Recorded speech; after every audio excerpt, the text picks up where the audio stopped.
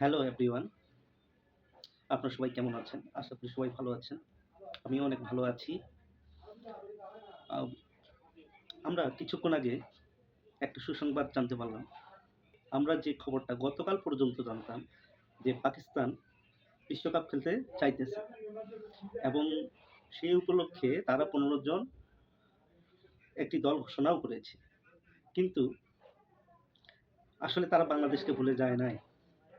যার ফলে পিসিবি দলের পিসিবি বোর্ডের চেয়ারম্যান প্রধানমন্ত্রী শেহবাজ শরীফের সাথে কথা বলতে গে কথা বলবে আজকে। আজকে তারা মিটিং করবে।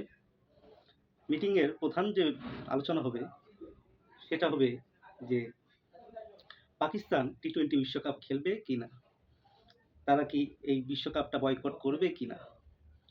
আসলে পিসিবি চেয়ারম্যান আইসিসির থেকে পাকিস্তান বোর্ডের যে চেয়ারম্যান তিনি আইসিসির থেকে বেশি জবাবদিহি করে তার সরকারের কাছে। তাই সরকারের নীতিগত সিদ্ধান্তই হবে চূড়ান্ত সিদ্ধান্ত।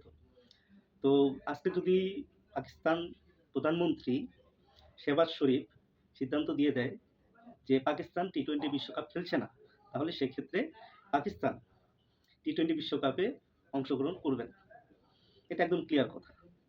আর তারা এটাও আমাদের জানিয়েছেন যে বাংলাদেশ নীতিগত সিদ্ধান্তে একদম সঠিক।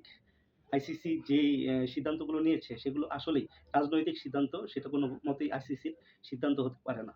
তো আপডেট খবরটা আসলে আমি অবশ্যই আবার আপনাদের জানাতে পারবো। তো আজকে পর্যন্তই। ধন্যবাদ। দেখা হবে আবার নতুন ভিডিও নিয়ে।